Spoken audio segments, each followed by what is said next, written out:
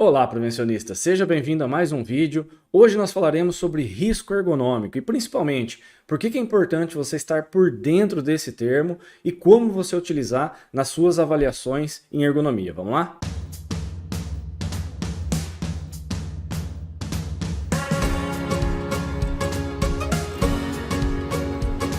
Bom, pessoal, após algum tempo da publicação da NR17, se você está trabalhando com ergonomia, provavelmente você já teve que fazer a classificação de um risco ergonômico, principalmente se você está desenvolvendo as avaliações ergonômicas preliminares. É muito importante, né, porque elas têm que estar vinculadas, elas têm que estar casadas com o PGR, né, com a NR1, e invariavelmente as empresas têm feito as suas classificações de risco com base em alguns fatores como probabilidade, exposição, gravidade. Principalmente aquelas empresas que já têm um sistema de gestão, ou que já tinham, né, um sistema de gestão, agora a ergonomia está dentro de todo esse pacote, né? Guardadas as devidas proporções. Então, se você está realizando esse tipo de trabalho, provavelmente você já se deparou com essa situação. Se você nunca fez uma classificação do risco ergonômico para determinar a sua magnitude, né, o nível de risco, o grau de risco, enfim. Se você nunca fez, fica comigo aqui que nós vamos falar um pouquinho sobre esse assunto, trazer o que dizem, né, as normas mais importantes que tem essa relação dentro da saúde e segurança do trabalho e também na ergonomia, e principalmente algumas dicas de como você pode realizar essa classificação. Mas antes disso, eu gostaria de fazer aquele convite, né, de sempre, para que você se inscreva no canal, deixe seu sininho ativado para receber todas as notificações e também acompanhe as nossas redes sociais, @ThiagoPegatin, porque nós sempre publicamos conteúdos que são voltados para a prática profissional, tá legal? Deixando a sua inscrição, acompanhando as nossas redes sociais, você incentiva, dá uma força muito grande para o canal, para a gente produzir sempre cada vez mais conteúdos aí relevantes para você, tá bom? Eu selecionei aqui para nós começarmos a nossa aula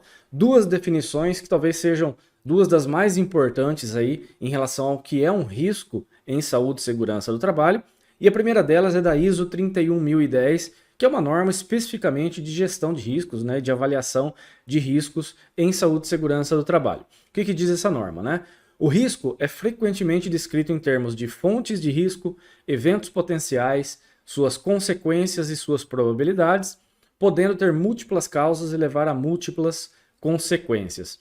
Então, quando a gente fala de risco, e é muito importante, né, a gente fazer uma diferenciação entre o que é um perigo e um risco, né? Nós temos vídeos aqui específicos no canal, eu vou deixar aqui o link na descrição para que você possa acompanhar, caso você não tenha visto, mas é importante que a gente faça essa distinção, né?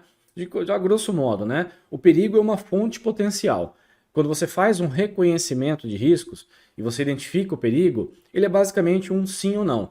Existe ou não existe? Então, por exemplo, naquele ambiente, existe ruído ou não? Existe o fator de risco temperatura ou não? Existe o fator de risco levantamento de cargas ou não? Então o perigo é basicamente binário, né? É sim ou não.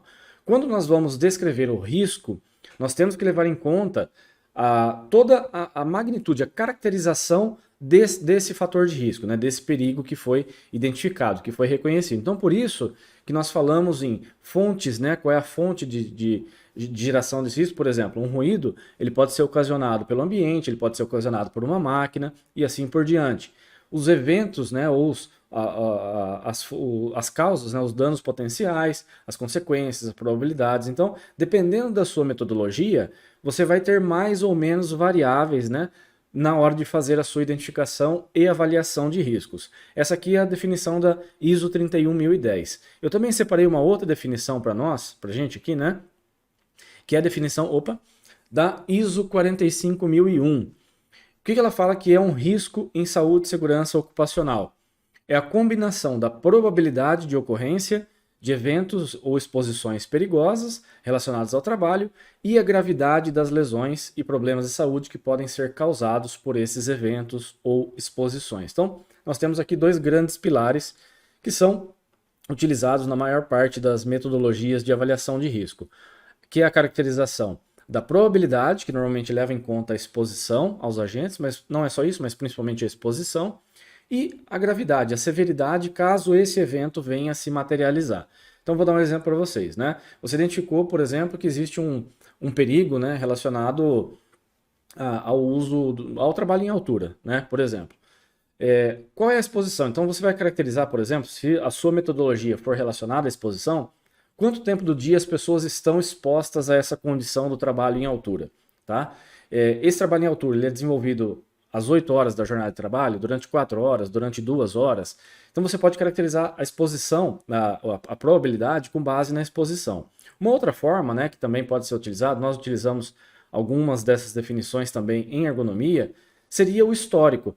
Caso você já tenha na sua empresa a materialização desse perigo que foi identificado. Então, por exemplo, as pessoas já caíram, né, de uma certa altura. As pessoas já adoeceram, já tiveram uma doença ocupacional, as pessoas já se afastaram, houve queixas. Então você pode ter essa condição, ou uma sugestão, né, para caracterização da probabilidade. Lembrando que isso é a chance do acontecimento. E a consequência disso, né, a severidade, a gravidade, ela pode ser elencada de diversas formas, né? Algumas metodologias na área de segurança do trabalho especificamente trabalham com concentração, por exemplo, do número de partículas no ar. Outros com um nível de ruído que foi mensurado no ambiente de trabalho, por exemplo, acima de 85 decibéis, abaixo de 85 decibéis. Quando nós falamos de ergonomia, nós temos algumas ferramentas, alguns métodos, algumas formas de chegar a essa condição de severidade, de gravidade, mas muitas vezes isso é subjetivo. Nós já vamos falar isso um pouquinho na sequência, tá? Então, às vezes acaba dificultando um pouquinho o entendimento dos profissionais que não têm tanta prática nesse sentido, né? Que não trabalham muito com essa forma de caracterização, mas é importante que a gente consiga, né? Mesmo que dentro da ergonomia a gente faça um trabalho muito personalizado, muitas vezes, né? Focado exatamente na atividade das pessoas, que nós possamos, né, codificar esse risco e trazê-lo para a realidade dos outros riscos já presentes ali no PGR, tá bom? Então, é claro, se você está caracterizando um evento, né, potencial, uma fonte, né, potencial, e o risco é de morte. Então, é claro, se esse evento vier a se materializar e as pessoas podem morrer por conta disso, a gravidade é a mais alta possível. Se as pessoas podem, por exemplo, sentir apenas um desconforto, não que isso seja bom, mas que é muito menor em termos de gradação de risco do que a morte, essa pontuação de severidade e gravidade ela também deverá ser menor. Então nós devemos pontuar em relação à exposição, né, dessas pessoas, que seria a probabilidade, basicamente, né, não só a exposição, mas basicamente a exposição, e caso isso venha a se materializar, qual é a gravidade desse dano, tá bom? Então, primeira coisa para a gente não confundir, um fator de risco não é um risco. Então, se você aponta, né, que existe lá uma fonte potencial, um perigo, você vai fazer uma classificação para ver o grau de risco desse perigo. Ele pode ser, por exemplo, um risco substancial, intolerável, ou ele pode ser um risco insignificante, né? Isso depende da sua classificação. Muitas vezes, os dados eles são subjetivos. Quando nós falamos do risco ergonômico, e a gente vai caracterizar, por exemplo, o risco relacionado à organização do trabalho, nós temos ali uma série de fatores. Muitas vezes não dá para a gente fazer realmente uma caracterização, utilizar uma ferramenta, por exemplo, né, mais quantitativa.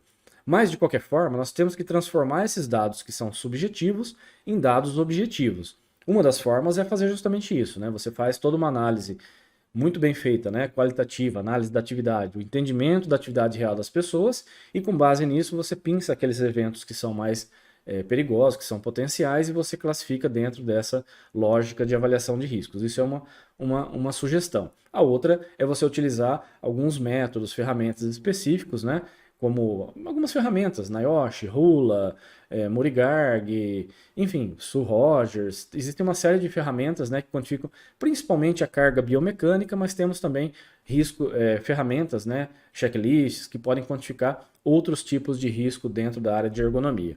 E principalmente, tá, pessoal? Busque sempre caracterizar a frequência, a intensidade, duração. É importante, né, para que você tenha uma visão clara e você consiga colocar isso no papel de uma forma clara, porque senão a gente vai colocar risco ergonômico para tudo e normalmente não é assim. Ou talvez você não coloque risco ergonômico para nada e ali estejam presentes alguns riscos, né? Mas quando a gente fala de caracterizar frequência, intensidade, duração, é entender se aquela postura ruim, por exemplo, que a pessoa está adotando, ela é uma postura rotineira ou ela é uma postura eventual. Qual é, por exemplo, a amplitude, né, de movimento alcançada? Qual é o grau de esforço que a pessoa realiza? Atividade repetitiva, por exemplo, ela permanece ao longo de toda a jornada ou ela é intermitente, né? Porque dessa forma nós podemos entender se os tempos de recuperação presentes na atividade, caso eles existam, se eles são suficientes de compensar a exposição e a gravidade, severidade dessa possível lesão. Quando eu digo tempo de recuperação, por exemplo, a pessoa está numa atividade repetitiva, ela fica ali durante 1 hora e depois ela vai fazer uma outra atividade, por exemplo, relacionada ao levantamento de cargas. São condições distintas, condições diferentes. Então eu tenho, por exemplo, durante 1 hora o risco relacionado à repetitividade e na hora seguinte o risco relacionado ao levantamento de cargas. Depois eu posso ter de novo atividade repetitiva. Mas de qualquer forma, esse intervalo, essa troca, a mudança biomecânica da atividade é um tempo de recuperação para a condição de repetitividade ou pode ser também para o levantamento de cargas, como foi o exemplo que nós colocamos aqui. Tá? Então é importante sempre fazer essa relação para que a gente consiga entender de fato qual é o risco que se apresenta naquela atividade de trabalho, tá bom? Eu trouxe aqui alguns exemplos, né, porque alguns métodos, algumas normas, por exemplo, elas já trazem essa condição, elas trazem alguns parâmetros que nós podemos seguir. É claro que aqui é um exemplo muito pontual, tem N outras formas de nós caracterizarmos o risco ergonômico, mas, por exemplo, a ISO 11.228.3, que trata dos movimentos repetitivos, do trabalho repetitivo, ela, no checklist inicial da norma, ela afirma que se o trabalho repetitivo ele é desenvolvido por menos que 1 hora por dia, o risco ele é insignificante. Então nenhum outro método precisa ser aplicado. Então se eu estou exposto apenas 1 hora por dia às condições de repetitividade, o risco vai ser baixo e eu não preciso fazer nenhum método adicional. Se essa exposição ela é acima de 1 hora, aí sim eu vou definir qual é o método, né, qual é a forma de avaliar esse risco ergonômico relacionado à repetitividade.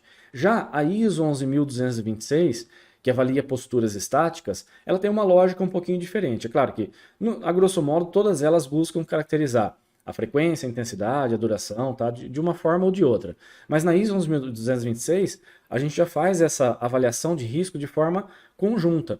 Eu vou filmar, por exemplo, observar a atividade das pessoas e eu vou anotar qual é a posição angular, né, por exemplo, da coluna, do ombro, qual é a angulação, qual é a amplitude de movimento que essa pessoa está desenvolvendo e por quanto tempo ela permanece nessa amplitude de movimento, por quanto tempo ela permanece nessa posição articular. Então vamos dar um exemplo aqui.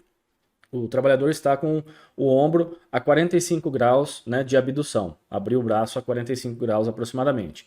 Eu vou ter essa primeira variável e a segunda, que vai ser basicamente a pontuação da severidade ou da gravidade que a gente vai colocar lá no nosso método e quanto tempo ele permanece nessa postura. E aí eu já vou colocar num gráfico, que é esse que eu trouxe para vocês, é um exemplo, né? Aqui embaixo seria o tempo de exposição e aqui em cima seria, desculpem, aqui embaixo seria a angulação e aqui subindo seria o tempo de exposição em minutos. Eu vou ter um gráfico ali dizendo se essa condição é aceitável ou se ela é não recomendável. Isso é uma lógica de avaliação presente na ISO 11.226. Nós caracterizamos todas as posições articulares que a norma traz como fator de risco, né, o que fazem parte do escopo de avaliação, e a gente vai avaliar dessa forma. A angulação, né, a posição articular e o tempo de exposição. E aí outros métodos também fazem isso. Né? O NIOSH vai caracterizar a frequência, a intensidade, a distância, o peso da carga. O método Hula vai quantificar a posição dos ombros, se tem trabalho estático, dinâmico, repetitivo, posição das pernas e assim por diante, tá? A maioria dos métodos, eles buscam trabalhar justamente nessa condição de caracterizar a frequência, a exposição e também a intensidade e a duração dos movimentos, tá bom? E para a gente fechar, eu queria, né, frisar que para a gente concluir um diagnóstico em ergonomia, é importante que a gente faça isso, né, com base na probabilidade e na gravidade, independente da forma com que você faz essa caracterização. Essa ISO, por exemplo, que eu trouxe para vocês, que é a 31010, né, a primeira definição que a gente viu, ela tem uma série de métodos de avaliação de risco. Nós utilizamos, por exemplo, um dos métodos que está listado lá, que é uma matriz de risco. Mas você pode fazer isso de várias formas. Mas é importante, na probabilidade, você busque informações sobre essa condição da exposição e do histórico na empresa e a gravidade, severidade, o dano potencial, né, ou efetivo. O que isso pode gerar para o trabalhador e para a empresa. Tá? É importante, nós estamos avaliando uma situação de trabalho, claro que a preservação da saúde das pessoas é sempre o objetivo principal, mas existem condições que também podem levar danos à empresa. Tá? como uma condição às vezes pode ser simples, mas que está fora do que diz a legislação. Inclusive, a nova NR 17 tem alguns pontos bem específicos em relação às recomendações, por exemplo, quanto ao levantamento de cargas e outras situações relacionadas à organização do trabalho, dizendo, por exemplo, que em alguns pontos a empresa tem que adotar 2 ou mais medidas quando aquele fator de risco está presente. Então é importante, né, que você esteja atento a essas condições da legislação e aponte, né, no seu diagnóstico qual é o principal efeito, tanto para as pessoas quanto para as empresas, né?